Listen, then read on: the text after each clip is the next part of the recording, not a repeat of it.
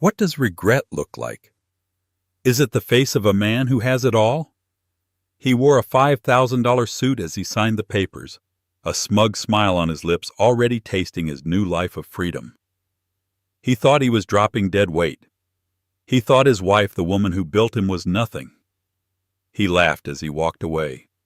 But fast forward 1 year.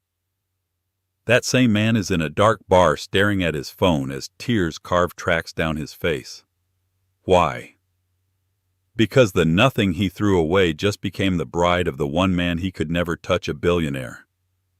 This is the story of Somi Hayes and a divorce that became her ultimate victory.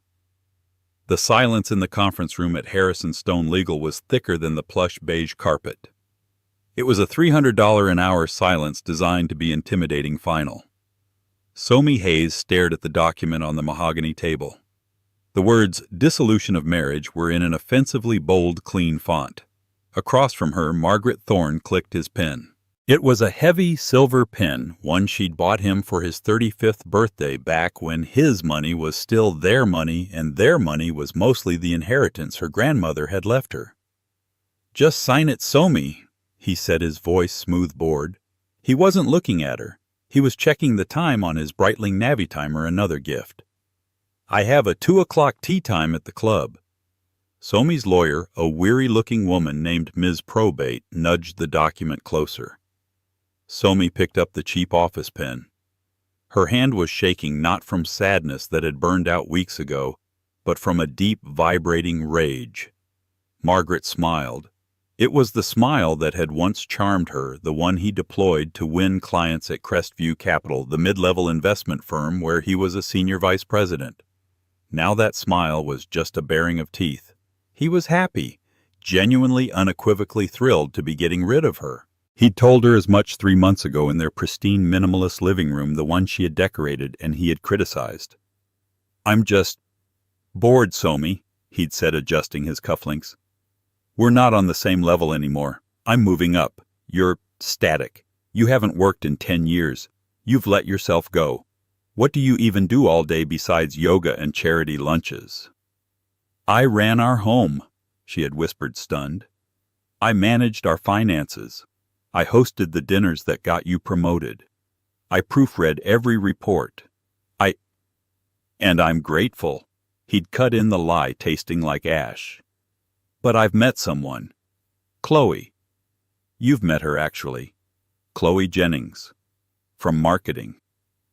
Somi had felt the blood drain from her face. Chloe. 24 years old with highlights like liquid gold and a laugh that sounded like tiny sharp bells. The woman Somi had hosted for Christmas. "She understands my ambitions," Margaret continued, oblivious or uncaring. "She's hungry. She's alive. With her, I feel like I can conquer the world. With you, I feel like I'm managing a very comfortable retirement home." He called her dead weight. He called her a nice safe deposit box that stopped earning interest. Now in the lawyer's office, he was getting what he wanted. He was shedding the dead weight to make room for his new shiny asset. The settlement was insultingly small. He'd successfully argued that her inheritance had been co-mingled and used for joint living expenses while his income was the primary driver of their wealth. He was keeping the house, the car, the club membership. She was getting a one-time payout that after lawyer's fees would barely last her 2 years. She looked at him. His tailored navy suit, the silk tie, the smug confidence. He was a man she had built from scratch. She'd coached him through his MBA, funded his first major investment, and quieted her own ambitions in art history to be the perfect corporate wife. He smiled. Somi thought of that smile.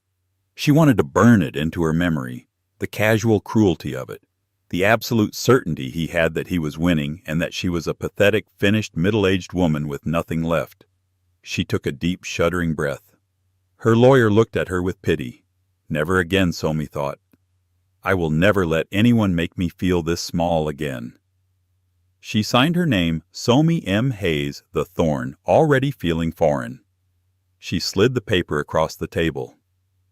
"Done," she said. Her voice was quiet, but it didn't tremble. Margaret signed his name with a flourish, a self-satisfied slash of ink. He snapped the pen shut and stood pulling his jacket straight. "Well," he said to the room, "it's been a pleasure." He looked at Somi, his smile softening into something almost like pity, which was worse. "Take care of yourself, Somi. I really do hope you find something, a hobby, maybe go back to school." He turned and walked out of the room, not looking back. He was already dialing Chloe, his laughter echoing faintly down the hall. Somi sat there for a full minute, the silence roaring back in. "Ms. Hayes," her lawyer asked gently. Somi stood up. She felt hollowed out, scoured clean, but as she walked out of that office past the ficus tree in the lobby and into the harsh afternoon sun, she didn't feel like crying. She felt cold, and for the first time in a decade she felt a tiny, dangerous spark ignite in her chest. It was the spark of her own survival. The first 3 months were a blur of beige. Somi had moved into a small one-bedroom apartment in the Willow Creek district, a neighborhood that was charitably called up and coming. Her building had beige walls, a beige carpet, and a rattling air conditioner. She spent the first week in a fog unpacking boxes and living on tea and toast. The silence was overwhelming. For 10 years her life had been organized around Margaret's schedule, his dry cleaning, his client dinners, his moods. Now there was just time. Endless gaping stretches of it. She saw them, of course. Margaret and Chloe. They were all over Instagram. Dinners at per se, weekends in the Hamptons, laughing selfies in the back of an Uber. Margaret looked younger, happier. Chloe was draped over him. Her ring a garish 3-carat diamond. Somi knew Margaret couldn't really afford flashing in every shot. They were the picture of success. Somi blocked them. She deactivated her social media. She had to erase the life she'd known to make room for whatever this was. She needed a job. The payout from Margaret was dwindling fast. She opened her laptop and stared at her resume. Somi Hayes. Education. M.A. in Art History and Curation, Yale University. Work experience. A 10-year gap. A black hole filled with charity galas and household management. The rejections piled up. Overqualified. Underexperienced. We're looking for someone with more recent digital skills. She was 38 years old and, according to the world, completely useless. One rainy Tuesday, while battling a stuck closet door, a large dusty cardboard box tumbled from the top shelf. It was labeled College Pre-Margaret. She sat on the beige carpet and opened it. Inside were textbooks, old essays, and a wave of nostalgia so strong it made her ache. She saw the woman she used to be, ambitious, passionate, articulate. A woman who could argue the nuances of the Dutch masters and the socio-political impact of postmodern sculpture. And then, at the bottom, she found a smaller wooden box. Her breath hitched. She hadn't seen it in over a decade. She opened it. Inside was a pressed Edelweiss flower, a ticket stub from the Met, and a stack of letters tied with a faded blue ribbon. The letters were on heavy cream stationery, the handwriting strong and precise. They were from him, James Devereaux, her college sweetheart, her what if. They had been inseparable for 2 years at Yale. He wasn't like the other boys from Money. He was brilliant, intense, and saw the world in code and color. He was a dual major in computer science and fine art, a combination that fascinated her. They had planned a life together. She would run a gallery he would build. Well, he was never clear what, but she knew it would be revolutionary. They would live in a loft in Soho, surrounded by books and art. Then 1 week before graduation, he vanished. His roommates said he'd packed his bags and left. A family emergency in Europe. His phone was disconnected. His emails bounced. He was just gone. Somi had been shattered. It was a grief she'd never fully processed. A year later, lost and adrift, she'd met Margaret Thorne, whose solid, predictable ambition felt like a safe harbor. She untied the ribbon, her fingers trembling. She pulled out the last letter he ever sent her, a postcard from Zurich. My dearest E. Everything is chaos. My father. It's all a mess. I can't explain yet. Don't wait for me. Please live your life. I'll find you when I can. I swear it. Forgive me. Yours, Jay. She had waited for 6 months, but he never came. The pain of his abandonment had been a sharp, clean break so different from the slow, corrosive poison of her marriage to Margaret. She held the postcard staring at the 15-year-old ink. I'll find you when I can. A bitter laugh escaped her. He never did. He was probably a banker in Switzerland married with 3 kids. Just another ghost. But holding that letter, remembering the woman she was when he knew her, the smart, capable, passionate woman, Somi felt something shift. That woman wasn't gone. She was just buried. She looked at her laptop. Overqualified and underexperienced. Bullshit, she said to the empty room. She closed the box of memories and opened a new tab on her browser. She didn't search for executive assistant or office manager. She searched for art gallery jobs. If she was starting from the bottom, she would, for the first time in her life, choose the ladder she wanted to climb. The Beaumont Gallery was a small, prestigious space tucked away on a cobblestone street, known for its focus on emerging contemporary artists. It was the kind of place Somi used to dream of working in, before Margaret had convinced her that the art world was just a hobby for rich people, not a career. They were hiring an assistant to the curator. The pay was barely enough to cover her rent, but Somi didn't care. She put on her one good suit, a classic charcoal gray wool that she'd bought for herself years ago, and walked in for her interview. The curator was a woman named Ms. Diana Albright. She was in her late 60s with a severe gray bob, owlish glasses, and a reputation for being brilliant and terrifying. She looked at Somi's resume with undisguised skepticism. "A 10-year gap, Ms. Hayes," she said, her voice dry as parchment. "You hosted dinner parties."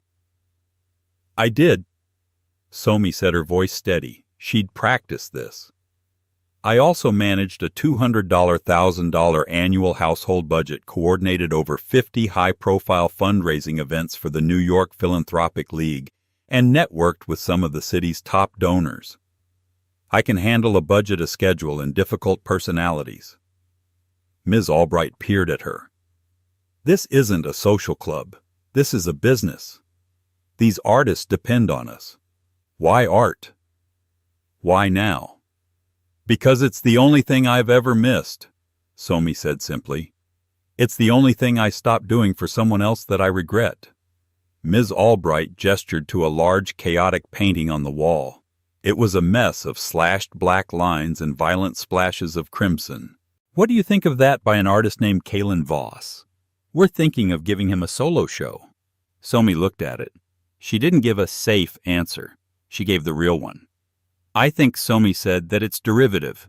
He's desperate to be Anselm Kiefer, but he doesn't have the historical context. The brushwork is aggressive, yes, but it's undisciplined. It's anger without a purpose. You put this up and the critics will call it superficial angst.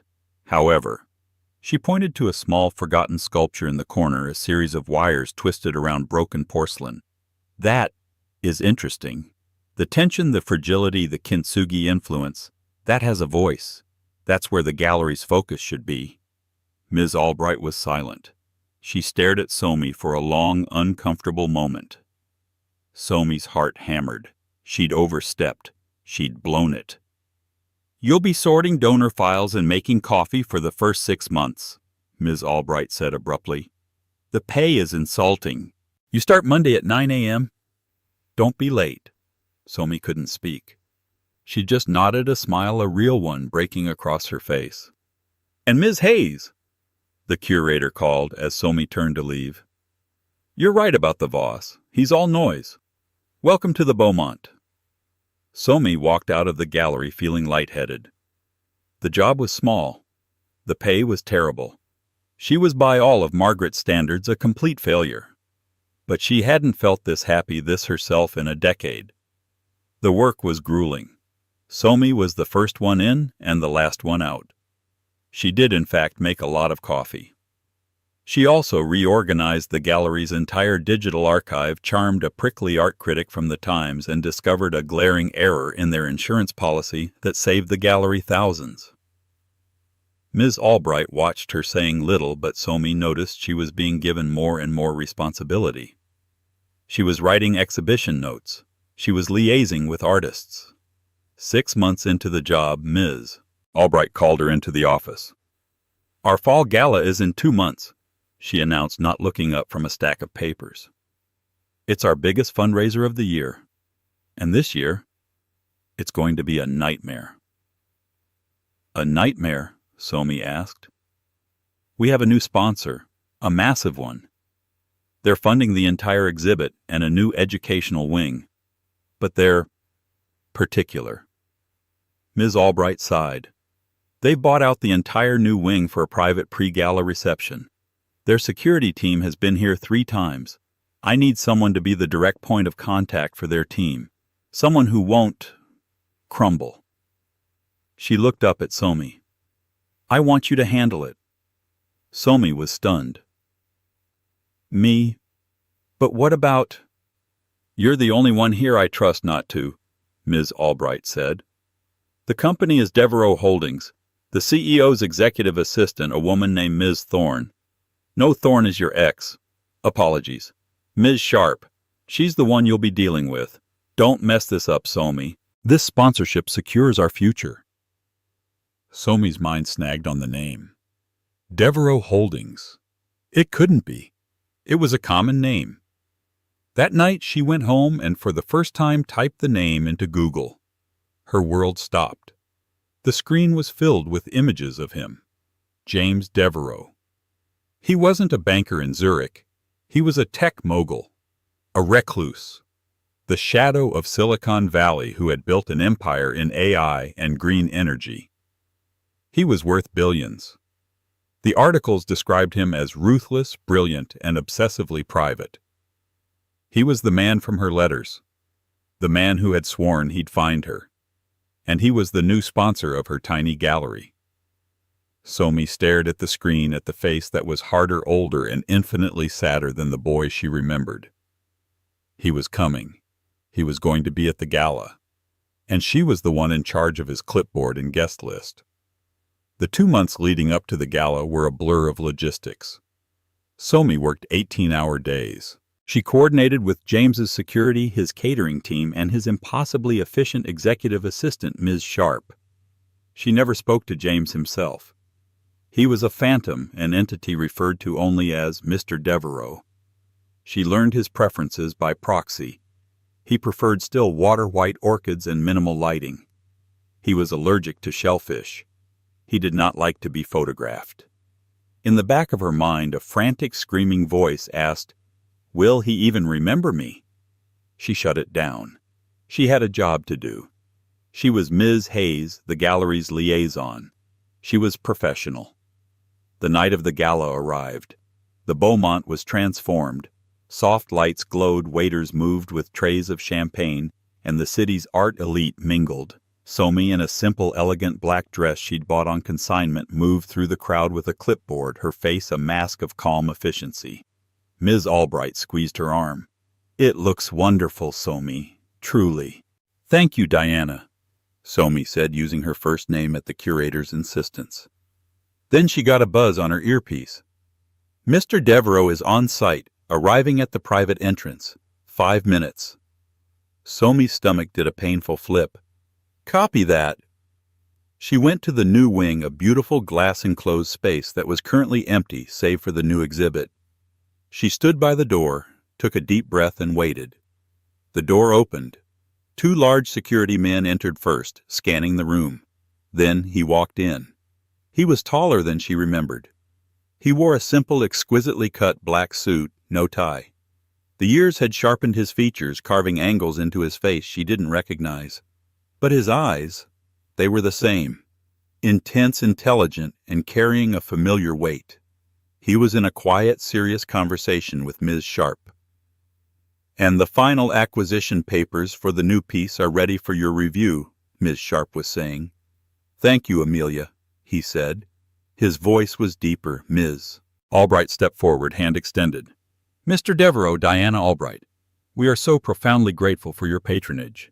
The new wing is magnificent. Ms. Albright, he said, shaking her hand.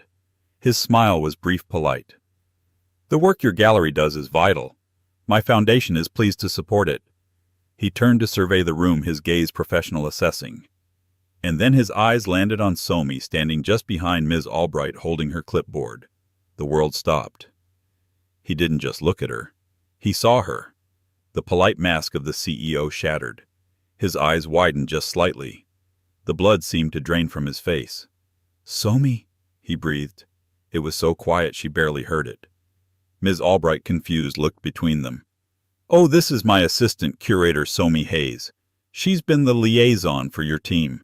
Somi, this is Mr. Devereaux. Somi couldn't move. She couldn't breathe. James took a step toward her, ignoring everyone else in the room. His security team tensed. Somi, he said again, his voice thick with an emotion she couldn't name. It's really you. James, she whispered. The clipboard suddenly felt impossibly heavy. I looked for you, he said, his eyes searching her face as if memorizing every line. After I got back, I looked for years. You'd graduated. You'd vanished. I got married, she said the words, feeling stupid. I changed my name to Thorne. The name hung in the air. James's expression darkened. Thorne, as in Crestview Capital. He works there. Yes, Somi said, confused. How did you... They've been pitching my West Coast office for months. Aggressively, James said, his voice turning cold. He looked at her, really looked at her, taking in the simple dress, the clipboard, the faint shadows under her eyes. You said, got married. Past tense. I'm divorced, she said. As of this year. A universe of understanding passed between them. The 15 years of silence, the forgive me on the postcard, the fact that he had looked for her. Ms. Hayes, a new voice, sharp and unwelcome, cut through the moment. Is the press list finalized? Somi broke eye contact, turning. Yes, Diana, But she stopped. It wasn't Diana. Standing in the doorway, looking flustered and annoyed, was a junior member of the gallery staff. And behind him, shoving their way in, were Margaret Thorne and Chloe Jennings. Margaret was laughing, his face flushed. I told you, darling, I'm a sponsor. We can go where we want. Sir, this is a private reception, the staffer insisted. I'm Margaret Thorne, Crestview Capital, he boomed. We're a silver sponsor. I just want to... His voice died. He had seen her. He smirked, his eyes raking over Somi's simple dress. He was about to make a comment. She could see it, something cutting about her being the help. But then his gaze shifted, moving from Somi to the man standing protectively close to her. Margaret Thorne, the man who prided himself on knowing every power player in the city, froze. His smug smile didn't just fade, it collapsed. His jaw went slack. He knew exactly who James Devereaux was. Mr. Devereaux, Margaret stammered, his bravado vanishing like smoke. I'm Margaret Thorne, Crestview Capital. It's an honor, sir. I had no idea you'd be... we've been trying to get a meeting. He stuck out his hand. James didn't look at him. He didn't take his hand. His eyes were still on Somi. Somi, James said, his voice soft but clear in the silent room. Are these people bothering you? Chloe, draped in a low-cut red dress, finally processed the scene. She looked from the terrifyingly famous billionaire to Somi, the dowdy ex-wife. Somi, Chloe scoffed. What, you know her? She used to be his. She's a nobody. Margaret looked like he was going to be physically ill. Chloe, shut up, he hissed. James turned his head, his gaze falling on Margaret for the first time. It was not a warm look. It was the look of a king surveying an insect. "Mr. Thorne," James said, his voice lethally quiet, "you and I have nothing to discuss. Crestview's proposal was uninspired and your firm's tactics are unprofessional. My team will be blocking your calls. As for you—" He glanced at Chloe. "This is a private event. You're trespassing." He looked at his security head. "David, please escort Mr. Thorne and his guest out, and ensure they're blacklisted from this and any future Devereaux-sponsored event." "Yes, sir." "Wait." Margaret was pale sweating. "No, you don't understand, Somi. Somi, tell him, we're friends." Somi looked at her ex-husband, the man who had smiled as he signed the papers, the man who had called her dead weight. He was pleading to her. She turned back to James. "Thank you, James. Yes, they were just leaving." "Somi!" Margaret shrieked as the security guard took his arm. "You're ruining me. This is my career. You conniving—" The guards efficiently and quietly steered him and a protesting Chloe out of the room.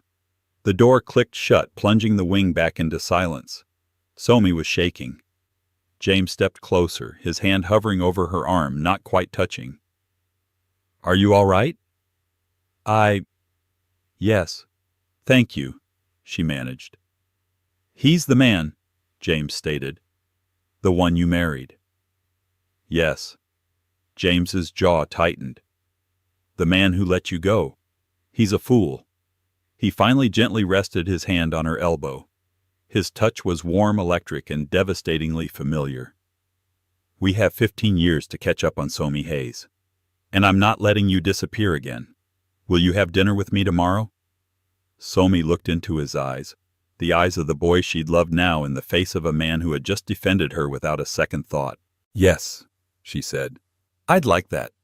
The next night, a black car so quiet it seemed to glide on air picked Somi up from her beige apartment. It didn't take her to a flashy public restaurant. It took her to a private townhouse on the Upper East Side, James's home. It wasn't a sterile bachelor pad. It was filled with books, comfortable furniture, and an astonishing art collection. She recognized a small original de Kooning and a rare photograph by Francesca Woodman. "You never stopped loving it," she said, touching the frame of the photograph. "It was the one thing that reminded me of you," James said. He was standing by a fireplace looking far more relaxed than at the gala. A private chef served them a simple, perfect meal, and they talked. He told her everything. His father's sudden death, the family company he'd inherited which turned out to be a shell drowning in debt and scandal. He'd spent 5 years in a legal and financial war, working 20-hour days, living on coffee just to clear his family's name. "By the time I surfaced," he said, his voice low, "I was a different person, and you were gone. I hired a private investigator. They found your marriage certificate. Margaret Thorne. You looked happy in the photos. I told him to stop looking. I couldn't. I had no right to interfere." "I wasn't happy," Somi said quietly. "Not for a long time. I was just asleep." She told him about Margaret, about the slow erosion of her confidence, the dead weight comments, the divorce. She told him about the gallery, about Ms. Albright, about the feeling of earning her own tiny paycheck. He listened. He didn't just hear. He listened. He didn't offer to fix her problems. He didn't offer her money or a job at his company. He simply validated her. "What you did at the Beaumont," he said, impressing Diana Albright. "That's harder than impressing Forbes. She's a legend. You're brilliant, Somi. You always were. He didn't break that. He just covered it up." That dinner turned into another. And another. It wasn't a whirlwind. It was a reconstruction. They were two broken pieces from the past, fitting themselves back together. He would pick her up from the gallery, and they would walk through Central Park talking about art, about AI, about the future. He respected her job. He loved her mind. He gave the gallery an anonymous 8-figure donation earmarked for the professional development of the curatorial staff, which Ms. Albright immediately used to promote Somi to associate curator, tripling her salary. Somi moved out of the beige apartment, not into James's mansion, but into her own beautiful, bright apartment near the gallery. She was for the first time standing on her own feet. James was her partner, not her savior. Meanwhile, Margaret Thorne's life was imploding. Being blacklisted by Devereaux Holdings was a death sentence. News traveled fast. Margaret was suddenly toxic. The Thorne name, which he'd been so proud of, was now associated with a massive public failure. His bosses at Crestview Capital were furious.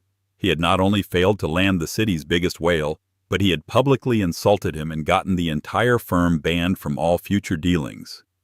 He was called into a meeting, the same kind of sterile, mahogany-lined conference room where he had signed his divorce papers. "We're letting you go, Margaret," his boss said, not meeting his eye. "Your position has been terminated effective immediately."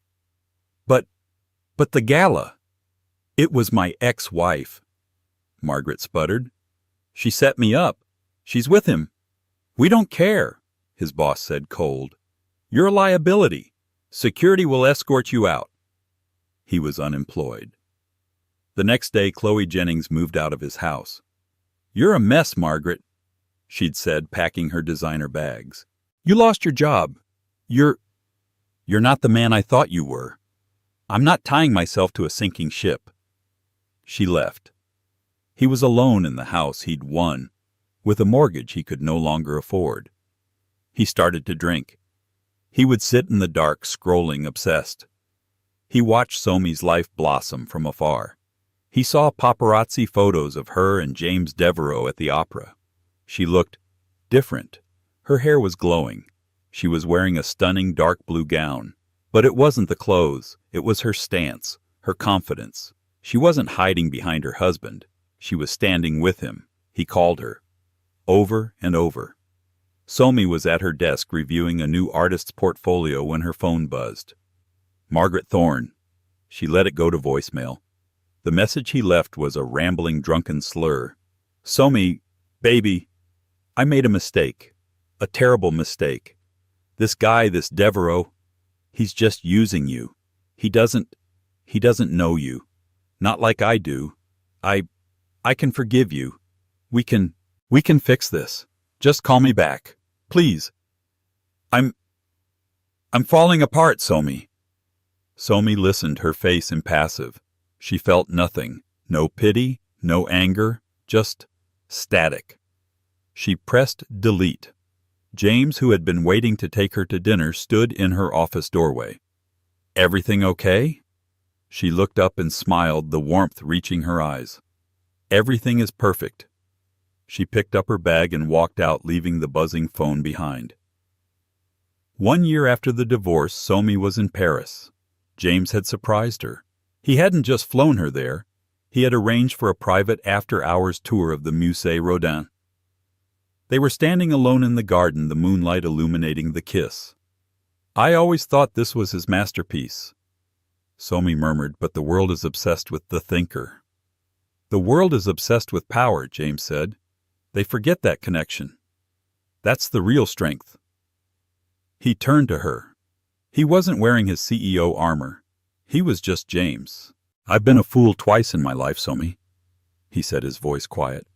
"The first was when I let the chaos of my family swallow me when I should have fought harder to get back to you. I convinced myself I was protecting you by staying away.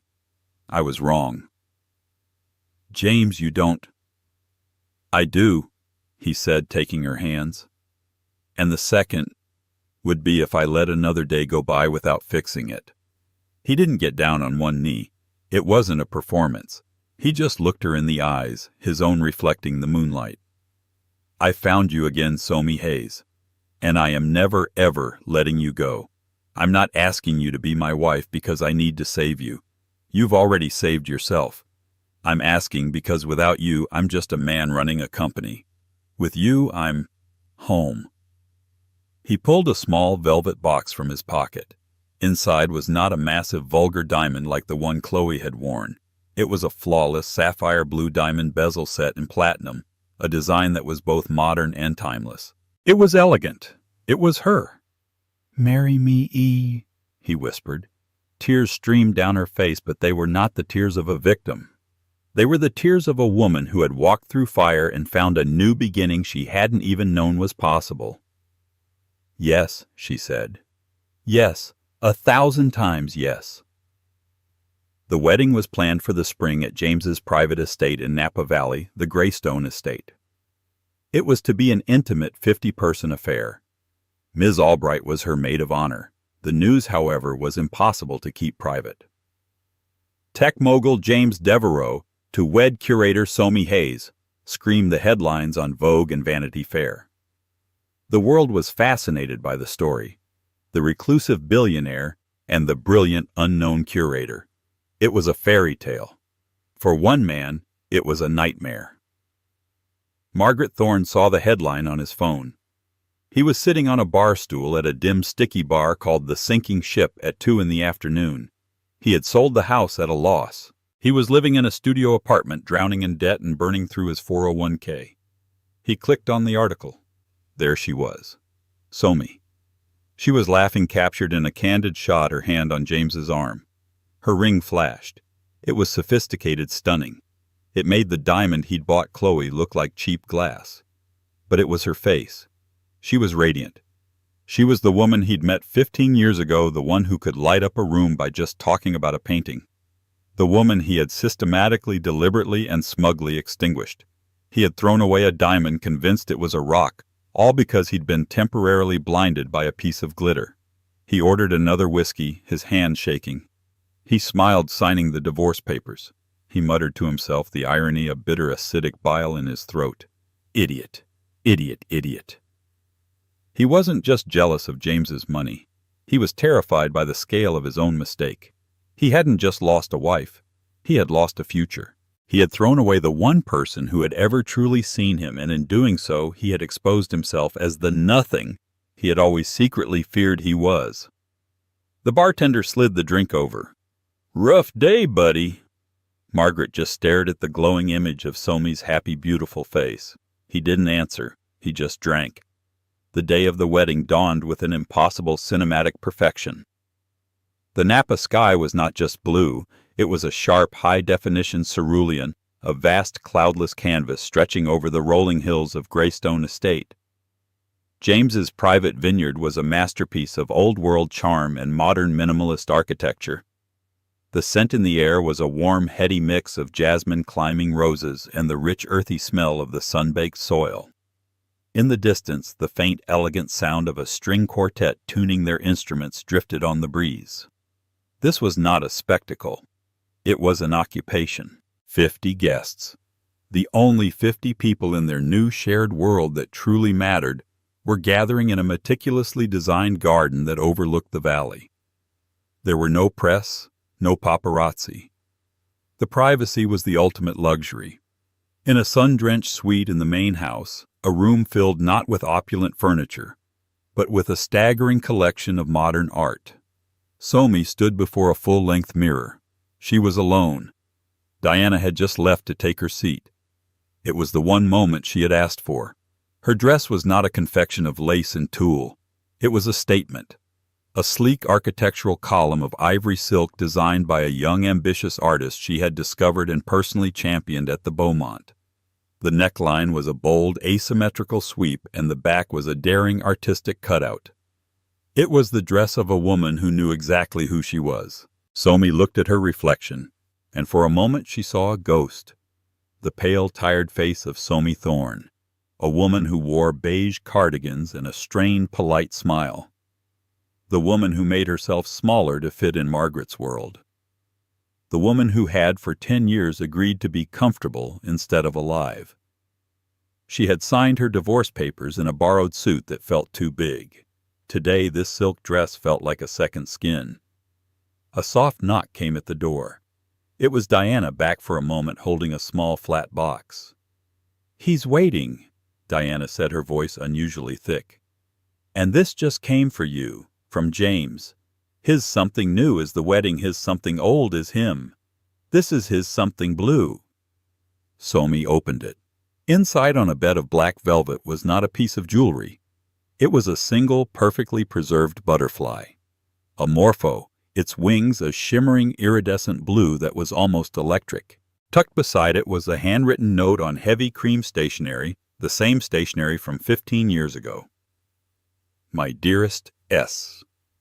The first time I saw you, you were in the art library arguing that the kintsugi wasn't about fixing what was broken, but about making the break a part of the beauty. You saved me then, and you've saved me now.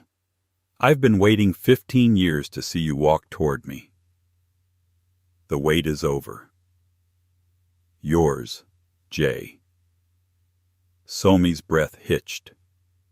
She had told him that story about the broken porcelain and the twisted wires at her interview with Diana. The sculpture in the gallery corner. He had remembered. He had connected her past to her present. That man. Diana said, her eyes misting as she looked at the butterfly. Sees you in color, Somi, not in shades of gray. Now let's go. You have a billionaire to marry. Somi laughed, the sound clear and bright in the quiet room.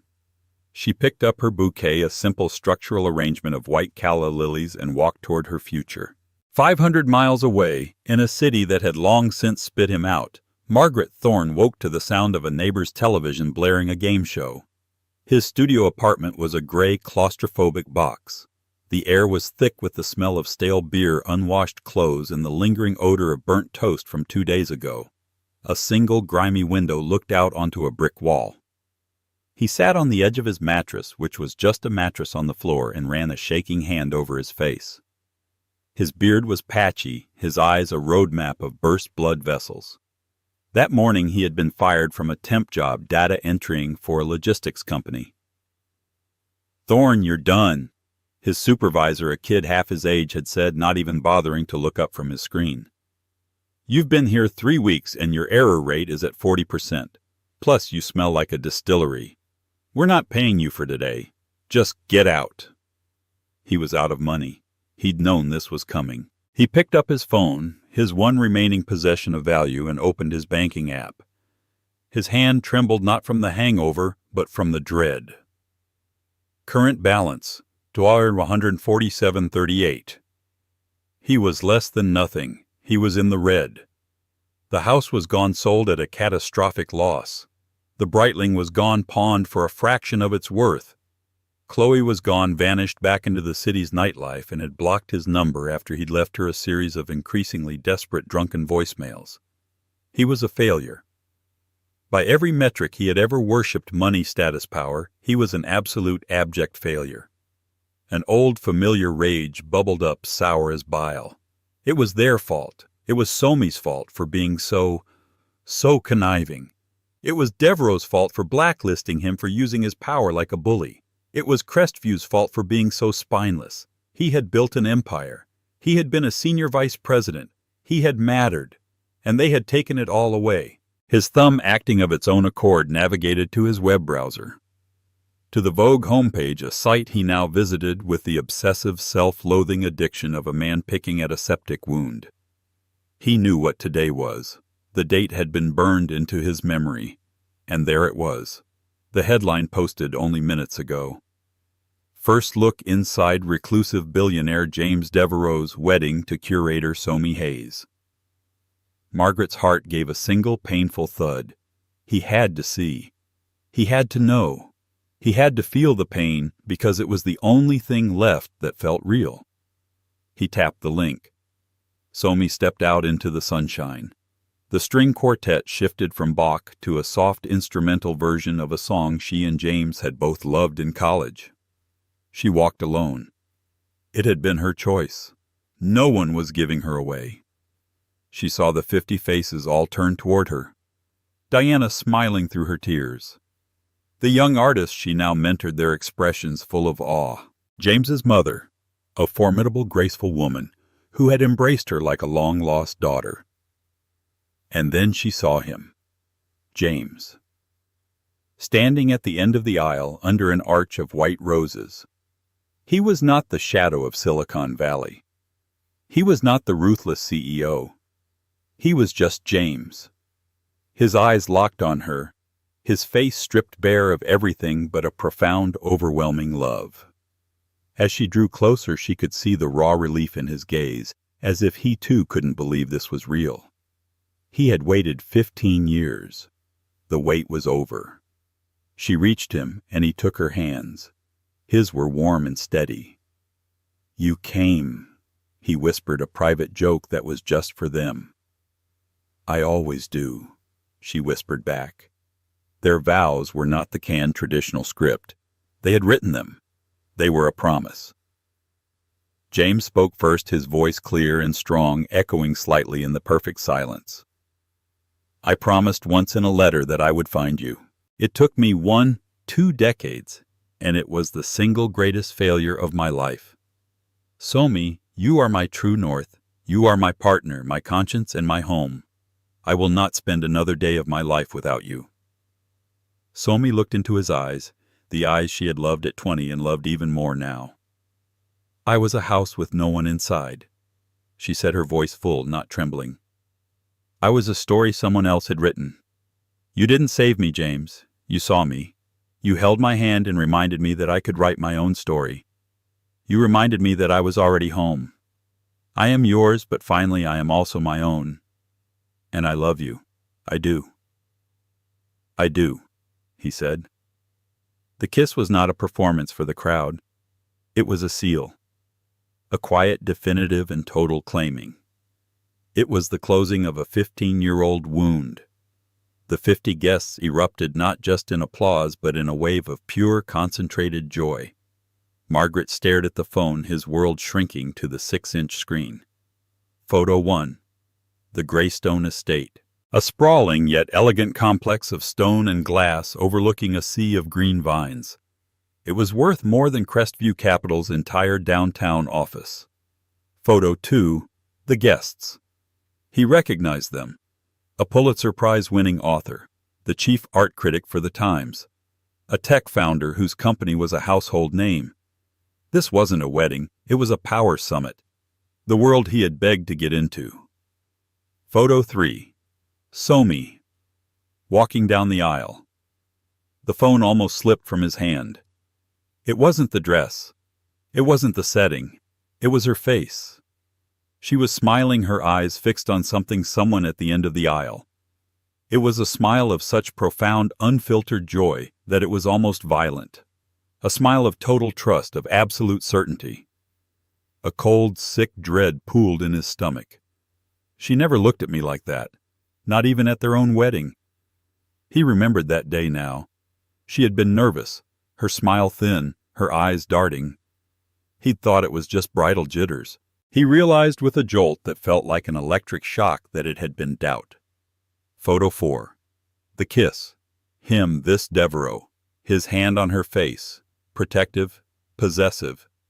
Her hands gripping his jacket. It was intimate. It was real. Photo 5. The reception. This was the one that broke him. It was a candid shot. Somi, her head thrown back in a full, unrestrained laugh, a laugh he hadn't heard in a decade. She was in the arms of her new husband, who was watching her not like a prize but like the center of his universe. And beneath it, the caption that ended the world. Somi Hayes, now Devereaux, in a custom gown by artist-designer Anna Taylor, celebrates with her husband, billionaire philanthropist James Devereaux. Somi Devereaux. The name hit him like a physical blow. Devereaux. She wasn't Thorne anymore. He hadn't just been replaced. He had been erased. The name he had given her, the identity he had imposed on her, was gone, shed like an old, useless skin. She had upgraded in a way that was so total, so absolute, that it rewrote their entire history. He dropped the phone onto the stained carpet. He flashed back with agonizing clarity to that conference room. The mahogany table, his $5,000 suit, his smug, confident smile as he signed the papers. He smiled. He had smiled. He had been happy to get rid of her. He remembered his words. I'm bored, Somi. You've let yourself go. Dead weight. Take care of yourself, he'd said, his voice dripping with condescending pity. Maybe find a hobby. A sound clawed its way out of his throat, a dry hacking noise that was half laugh, half sob. A hobby, he whispered to the empty gray room. The arrogance, the sheer cosmic stupidity of it. He hadn't just thrown away a wife, he had thrown away the quarry. The woman who had funded his MBA. The woman who had proofread every report. The woman who had networked, smiled, and hosted the dinners that got him promoted. The woman with a mind sharp enough to impress a legend like Diana Albright. A mind he had tried to dull and file down because it made him feel small. And James Devereaux, a real giant, a man with the kind of power Margaret had only pretended to have had seen her. He hadn't seen dead weight. He had seen the diamond. Margaret hadn't just been blind. He had actively, deliberately, and smugly gouged out his own eyes, all because he'd been momentarily dazzled by a 24-year-old piece of glitter. He slid off the mattress, his back hitting the cold drywall. He was shaking. He looked around the squalid room at the monument to his failure. This was it. This was the freedom he had wanted. This was the grand prize. He thought of her face, radiant, joyful. Somi Devereaux. The smile he wore signing the divorce papers had been the smile of a fool celebrating his own execution. Margaret Thorne, the man who had it all, the man who had thrown it all away, put his head in his hands. And for the first time, not for his job, not for his money, not for his lost status, but for the one good, true, brilliant thing he had possessed and deliberately destroyed, he cried. He wept, his shoulders shaking ugly, choking sobs that echoed in the tiny, empty room. He cried for himself, for his loss, for the terrifying, irreversible finality of his own colossal mistake. In Napa, the sun had begun to set, painting the sky in strokes of apricot and violet. The dinner was over, and a small band was playing soft jazz. Somi and James had slipped away, standing on a stone balcony that overlooked the vineyards, the lights of the party a warm glow behind them. "Happy Mrs. Devereaux?" James asked, wrapping his arms around her waist, pulling her back against his chest. She leaned into his embrace, her eyes on the darkening hills. She wasn't thinking of Margaret. She wasn't thinking of the divorce, or the beige apartment, or the 10 lost years. She was just present.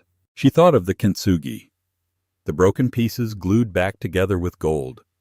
She wasn't just fixed, she was stronger, she was more beautiful. "I'm home," Somi said, turning in his arms to face him. He smiled and kissed her, a long, slow kiss that tasted like champagne and promises kept. She was finally and completely free. In the end, this isn't a story about revenge. It's a story about worth. Margaret didn't see Somi's value, so he lost her. But more importantly, Somi herself had forgotten her own value. The divorce, as painful as it was, wasn't an ending. It was a wake-up call. It forced her to rebuild her life for herself. James didn't save her. He arrived after she had already started to save herself. He was the partner who was worthy of the woman she had become. Margaret's tragedy wasn't just losing her to a billionaire. It was realizing far too late that the woman he'd treated like nothing was in fact everything. What did you think of Somi's journey? Have you ever had a moment in your life that felt like an ending only for it to become your real beginning? Let me know your thoughts in the comments below. And if you love stories about life, love, and the twists of fate that make us stronger, please hit that like button. Share this video with someone who needs to hear it, and be sure to subscribe and turn on all notifications. You won't want to miss the next story. Thank you for watching.